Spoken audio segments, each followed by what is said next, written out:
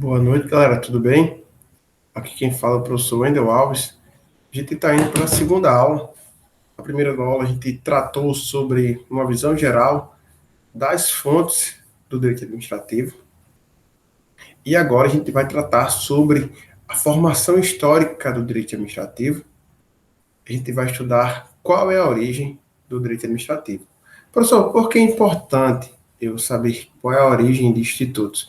Turma, para quem não gosta de história, acaba sendo difícil compreender alguns institutos, porque a gente não consegue voltar ao passado ou imaginar o passado, como esse instituto era tratado e como foi se avançando ao longo dos anos.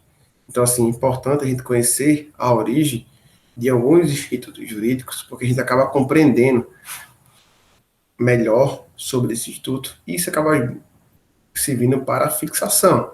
Quando você compreende o instituto, quando você sabe por qual motivo foi criado e como foi criado, acaba gerando a compreensão. Então, assim, para quem não gosta muito de história, é interessante começar a gostar, porque algumas matérias, como por exemplo, direito administrativo, direitos humanos, direito constitucional, direito penal, direito civil, direito processual civil, direito processual penal, vocês sempre vão fazer uma análise da história e vão trazer esses avanços. Alguns professores não tratam dessa forma e já vai direto, né, em alguns pontos, sem trazer uma questão histórica e, por esse motivo, às vezes acaba dificultando a compreensão, porque os alunos acabam não pensando como esse instituto foi criado, como foi aplicado e como é aplicado hoje. Então, assim, a gente visualiza um avanço na legislação atual, mas nem sempre esse avanço aconteceu, tá bom? Então, assim, é interessante demais a gente conhecer a origem e interessante demais a gente conhecer a história, tanto do Brasil quanto dos institutos jurídicos, porque em prova dissertativa vocês vão ter bagagem para escrever. Para muitos, ou para alguns, escrever 20, 30 linhas em uma prova acaba sendo algo bem tranquilo, mas para alguns poucos acaba sendo muito difícil. Então, assim, quanto mais você adquirir bagagem, mais você vai estar preparado para uma prova objetiva e para a prova subjetiva, tá bom?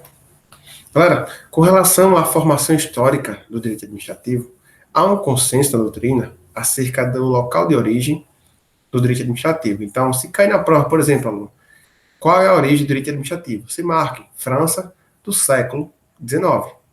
Repito, qual é a origem do direito administrativo? Você marca França do século XIX. E você tem que dar, se for um pouco mais de profundidade, vocês vão ver como foi sendo desenvolvido o direito administrativo. O direito administrativo, galera, enquanto disciplina jurídica, tem origem e se forma, se desenvolve na França do século XIX, tá bom? Em 1789, houve a Revolução Francesa, o qual, né, para muitos, a gente estudou história, marcou o fim da Idade Moderna e o início da Idade Contemporânea. Então, assim, a Revolução Francesa acaba sendo um marco, por exemplo, quando a gente quer estudar os direitos humanos, acaba sendo um marco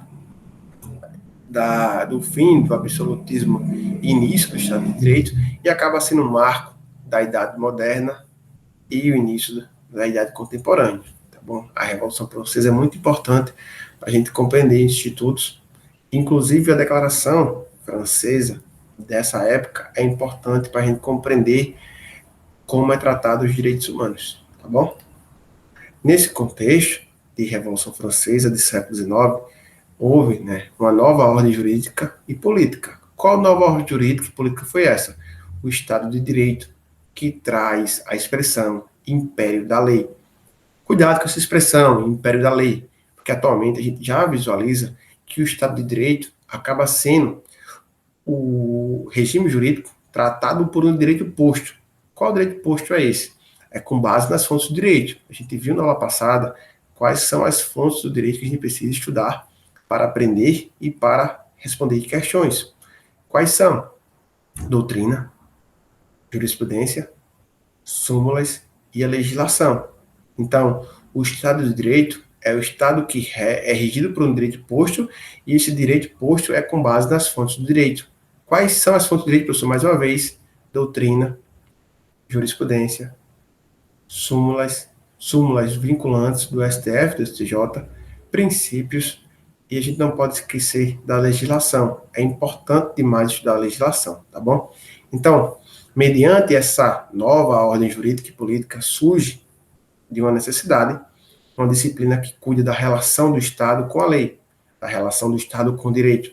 Assim, nasce um novo conjunto de princípios e regras que acaba sendo hoje conhecido como direito administrativo, mas naquela época não era denominado direito administrativo ainda.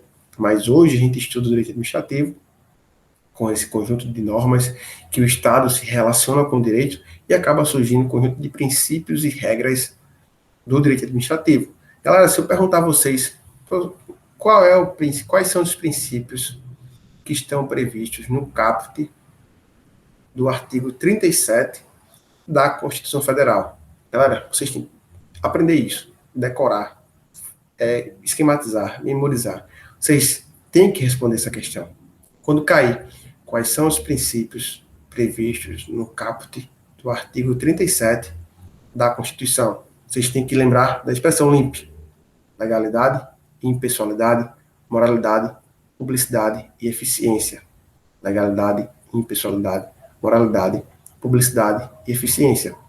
Professor, tem algum princípio que foi ingressado, foi tratado na Constituição, no artigo 37 caput, após a promulgação da Constituição? Tem sim. Qual é a eficiência, tá bom? Então, a eficiência, para quem estuda direito constitucional, acaba sendo uma norma, acaba sendo um princípio que pode ser declarado inconstitucional, porque não é norma originária, é norma fruto de uma emenda constitucional, é a norma derivada. Então, assim, vocês vão estudar isso com o excelente professor Ari Klenes, direito constitucional, ele vai trazer essas questões do que pode ser tratado, do que pode ser declarado inconstitucional, do que não pode ser tratado pelo poder constituinte derivado, tá bom? Vocês vão estudar isso. Só lembre-se que o artigo 37 caput da Constituição estabelece 5 princípios e a gente acaba memorizando como LIMP, que é a legalidade, impessoalidade, moralidade e publicidade. E eficiência. Os 4 primeiros são frutos do poder constituinte originário. A eficiência acaba sendo fruto do poder constituinte derivado. E, galera, a eficiência acaba traduzindo um novo modelo de administração pública. A gente vai ver isso futuramente. Mas eu quero trazer para vocês aqui é que a eficiência acaba trazendo um novo modelo de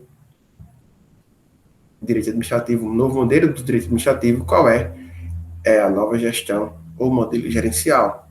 Então, é interessante fazer essa menção, tá bom? E, professor, com base na formação histórica, quais são as duas referências que marcam a formação do direito administrativo? É a Lei 28, pluvioso, do ano 8º de 1800. Essa lei organizou juridicamente a administração pública da França após a Revolução Francesa. Essa lei definiu a estrutura e organização administrativa do novo Estado de Direito e apresentou, inclusive, o princípio da legalidade. Professor, o que é o princípio da legalidade? É o princípio que se traduz na ideia de que a administração pública está submetida à lei no Estado de Direito e é traduzida para alguns autores como o império da lei. Nesse sentido, o agente público deve fazer tudo o que a lei determina. O agente público só pode atuar no caso em que a lei determinar. Traduzindo para um neoconstitucionalismo, vocês vão estudar isso constitucional. Traduzindo para o neoconstitucionalismo, o que é que a gente traz, como a gente traduz essa ideia do princípio da legalidade? O agente público deve respeitar o direito posto no Estado democrático de direito, tá bom? Essa é a tradução que a gente faz. Então, a primeira referência histórica da formação do direito administrativo acaba sendo a Lei do 28 pluvioso do ano 8º de 1800. Essa lei acaba organizando juridicamente a administração pública da França após a Revolução Francesa. E, inclusive, a gente acaba tendo a ideia de que há um princípio da legalidade no Estado de Direito, e que esse princípio da legalidade acaba sendo traduzido na ideia do império das leis, e que o agente público deve respeitar o direito, a lei, no Estado de Direito. A gente também acaba visualizando um outro marco histórico, uma outra referência histórica, e isso acaba sendo um caso concreto, tá bom? Do direito administrativo. Qual é? É o caso Blanco de 1873. Ele marcou os primeiros anos da dogmática do direito administrativo. Isso quer dizer que houve um caso concreto em que teve que se construir um conjunto de normas e princípios para traduzir, para tratar sobre essa questão. E esse caso foi traduzido, né, foi e é exemplificado como sendo o caso Blanco, de 1873. Em 1873, Agnes Blanco, uma mulher adolescente, atravessa a rua na cidade de... Eu não sei falar esse nome, tá certo? Mas vocês estão lendo aqui, ó. Boulder, sei lá como é que fala esse nome aqui, tá certo? Memorize esse nome aqui, mas eu não sei. E foi atropelada por uma vagonete, a qual pertencia à Companhia Nacional de Manufatura do Tabaco, desse nome aqui, tá certo? Não sei falar. A atividade desempenhada pela companhia era privada, porém era traduzida, né? Era considerada como serviço público. Lembre-se que é 1873, então assim, a gente tem que imaginar como era tratado no local, tá bom? Serviço público realizado por uma companhia que era instituição privada. Então, já comece a focar, imaginar como era tratada essa questão, tá bom? As premissas construídas para o julgamento desse caso vieram a formar posteriormente não só a questão da responsabilidade civil, mas a formar o direito administrativo como um todo. O direito administrativo foi criado, né, inicialmente foi formado para julgar o caso Blanco na França. O que foi criado para julgar esse caso serviu de base para todo mundo. Então, assim, o caso Blanco marcou os primeiros anos da dogmática do direito administrativo. Por isso que esse caso é tão importante. Então, assim, vocês vão ver que em provas de concurso público, quando fala de referência histórica para que marcaram a formação do direito administrativo, vocês vão visualizar a Lei de Pluvioso, de 1800, e o caso Blanco, de 1873. O caso Blanco, de 1873, vai além da responsabilidade civil e estabelece as premissas, um conjunto de princípios e normas para criar o direito administrativo, para contribuir com a criação do direito administrativo. Então, a gente acaba visualizando que o caso Blanco e a Lei do Pluvioso são as duas referências históricas que marcam a formação do direito administrativo. A gente não pode deixar de estudar esses dois casos, a gente não pode deixar de tratar sobre essa questão conceitual, porque a gente acaba, às vezes, não trazendo o estudo sobre essas questões históricas, e a gente acaba perdendo algumas questões. Então, assim, isso cai em concurso, professor? Cai sim. Vocês vão ver no edital, alguns editais do início fala formação histórica do direito administrativo e conceito de direito administrativo. Então, a gente tem que estudar, galera. É um dos principais pontos, a origem e o conceito do direito administrativo. Então, a gente tendo essa premissa, estudar a história, a gente acaba trazendo a ideia de que a gente consegue visualizar como foi tratado o Instituto e como esse Instituto é aplicado, tá bom? Então, assim, a gente acaba trazendo essas duas referências, dois marcos, tá certo? E na próxima aula, a gente vai tratar sobre a questão conceitual, o que é o direito administrativo. A gente vai trazer algumas premissas importantes sobre o conceito do direito administrativo.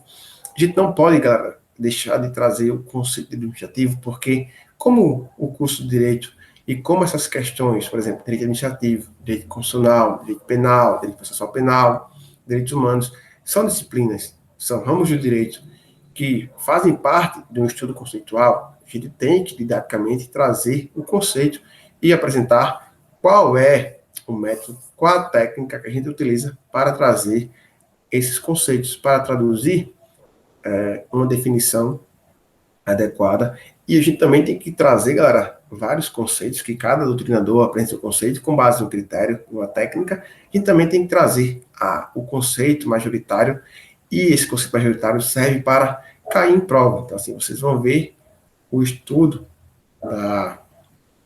da forma do conceito após essa aula. Na aula 1, a gente viu as fontes do direito administrativo e como a gente deve estudar para realizar as questões e gabaritar as questões de concurso público. Na aula 2, a gente tratou sobre a formação histórica do direito administrativo. A gente viu que a origem do direito administrativo acaba sendo França, século XIX. A gente viu a lei de Pluvioso, que acabou se vindo, né, para tratar sobre a estrutura e a organização do direito administrativo. A gente viu também o caso Blanco, que vai além da responsabilidade e acaba servindo de premissas para a construção do direito administrativo. E, próxima aula, a gente vai ver a questão do conceito do direito administrativo. Até já já, galera.